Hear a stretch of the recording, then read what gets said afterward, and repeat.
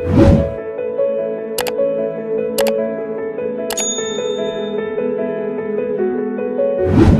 Hello दोस्तों, स्वागत है आपका हमारे यूट्यूब चैनल में। आज हम जानेंगे नाउन और नाउन के प्रकार, यानी नाउन किसे कहते हैं, इसके कितने प्रकार होते हैं।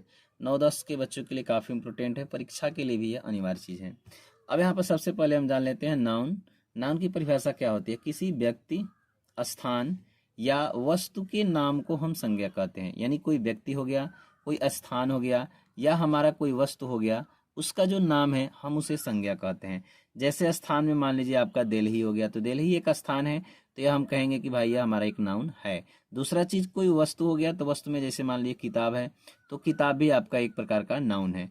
कोई व्यक्ति हो गया, जैसे मान लीजिए मोहन हो गया, मान लीजिए राम हो गया, तो यह हमारा हो जाएगा नाउन का परिभाषा। अब आगे बढ़ते हैं और देखते हैं कि इसके काइंड्स कितने होते हैं, यानी कि इसके प्रकार कितने होते हैं। तो सबसे पहले आपका दिया है प्रॉपर नाउन। प्रॉपर नाउन में होता क्या है कि जो भी वस्तु होती है, व्यक्ति होता है, या जो भी स्थान होता है, उसका जो नाम होता है उसे हम प्रॉपर नाउन कहते हैं। अब यहाँ पर दिया हुआ है कि जिस संज्ञा से किसी विशेष व्यक्ति, ध्यान दीजिएगा विशेष व्यक्ति की बात कर रहे हैं। अब जैसे यहाँ पर हम देख रहे हैं कि विशेष व्यक्ति हो गया हमारा राम। जैसे मान लिया कि राम अयोध्या के राजा थे, Ram was the king of Ayodhya. तो राम एक कैसा नाम हो गया? तो एक विशेष नाम हो गया, यानी कि विशेष व्यक्ति हो गया। दूसरा है कोई विशेष स्थान हो, तो जैसे मान लीजिए कि दिल्ली, तो दिल्ली भी क्या है? तो यह आपका एक विशेष स्थान है जो भारत की राजधानी है, तो हम कहेंगे कि भाई ये कौन सा नाउन है? प्रॉपर नाउन है।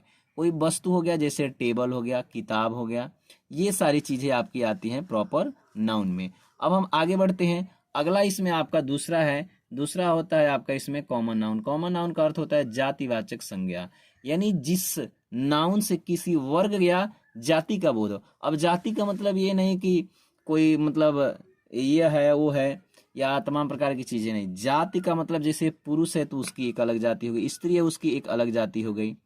वर्ग है, जैसे मान लिया कि गाय है, काउ इट्स ग्रास, यानी गाय घास खाती है, तो इसमें जो गाय शब्द है, तो यह गाय शब्द हमारा क्या है? तो वह नाउन है। कौन सा? कॉमन नाउन है। अगर गाय का, इसी गाय का अगर हम नाम लेकर बुलाते हैं तो ये हमारा चला जाएगा किसमें? प्रॉपर नाउन में। ठीक, आगे अब अगला दिया है कि कोई वर्ग है, तो वर्ग में आपका ये डॉग हो जाए, dog is a faithful animal, यह भी आपका इसी में आ जाएगा। इसके बाद से हम तीसरे वाले की तरफ बढ़ते हैं।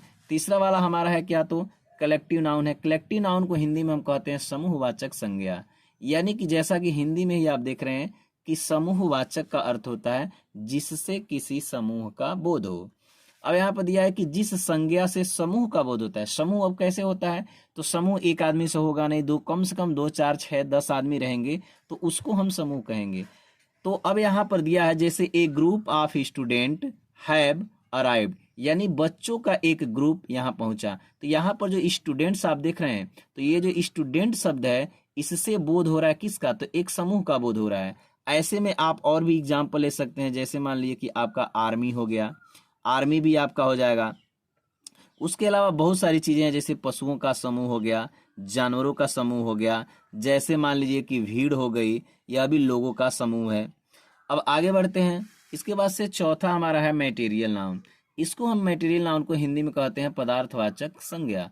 अब पदार्थवाचक संज्ञा जो है, इसकी परिभाषा होती है कि जिस संज्ञा से ऐसे पदार्थ का बोध हो जिससे अन्य वस्तुएं बनाई जा सकती है। याद रखिएगा इसमें, जिससे अन्य वस्तुएं बनाई जा सकती हैं, उसको हम कहेंगे कि यह हमारा मटेरियल नाउन है। अब देखिए आयरन है, आयरन यानी लोहे से बहुत सारी चीजें बनाई जा सकती हैं।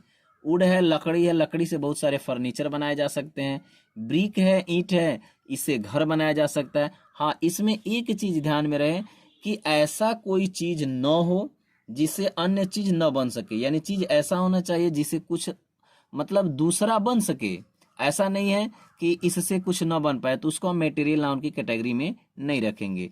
उसके बाद से नेक्स्ट है आपका लास्ट वाला एब्स्ट्रैक्ट नाउन। जिस संज्ञा से किसी गुण का, कार्यविधि का, किसी अवस्था का या किसी भावना का अगर बोध होता है, उसे हम कहेंगे कि यह हमारा क्या है? तो एब्स्ट्रैक्ट नाउन है, यानी कि भाववाचक संज्ञा है। अब जैसे हैप्पीनेस क्या है, खुशी क्या है? तो एक प्रकार की भावना है। जब हमारे मन के अंदर यानी कि कोई ऐसी हम वस्तु सुनते हैं जिससे हम खुश हो जाते हैं, तो यह हमारा एक भावना है। तो हैप्पीनेस जो शब्द है आपका, यह भावना है। जैसे कोई मान लीजिए कि बचपन में है तो यह क्या है, तो उसकी यह अवस्था है। तो जैसे भावना हो गया, चाइल्डहुड अवस्था हो गया, यह दर्शाता है। अब जैसे मान लीजिए कोई बहुत सारी चीजें इसमें आती हैं, जैसे मान लीजिए कि हॉनेस्टी हो गया, ऑनेस्टी का अर्थ होता है ईमानदारी। उसके अलावा मान लीजिए कि और बहुत सारे एग्जाम्पल्स है, चाइल्डहुड है, अब जैसे मान लीजिए कि आपका बॉयहुड है। तो ये जो चीजें होती हैं यह आती हैं एब्स्ट्रैक्ट नाउन में। इसके अलावा दो और नाउन आते हैं, एक आता है आपका काउंटेबल नाउन और एक आता है आपका अनकाउंटेबल नाउन।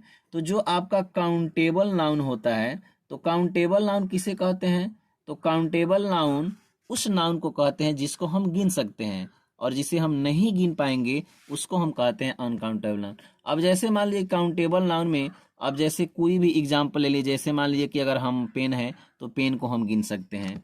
उसी प्रकार से अन्य बहुत सारे इसके एग्जाम्पल हैं, पेन है, जैसे आपका बुक है, इसको गिना जा सकता है। अब दूसरी तरफ हम एक और एग्जाम्पल लेते हैं जिसको नहीं गिना जा सकता है। जैसे मान लीजिए आपका वाटर है, पानी को हम गिन नहीं सकते हैं। एयर है, हवा है, हम इसको गिन नहीं सकते हैं। तो हम कहेंगे कि भाई जो चीज़ें गिनी जा सकती है उसे काउंटेबल नाउन कहते हैं, और जिसको हम नहीं गिन पाते हैं उसको हम कहते हैं अनकाउंटेबल नाउन। तो ये था आपका नाउन का प्रकार और नाउन की परिभाषा। वीडियो आपको अच्छा लगा तो वीडियो को लाइक करें, चैनल को सब्सक्राइब करें। नेक्स्ट वीडियो में आपको प्रोनाउन पढ़ाया जाएगा। तब तक के लिए जय हिंद, धन्यवाद।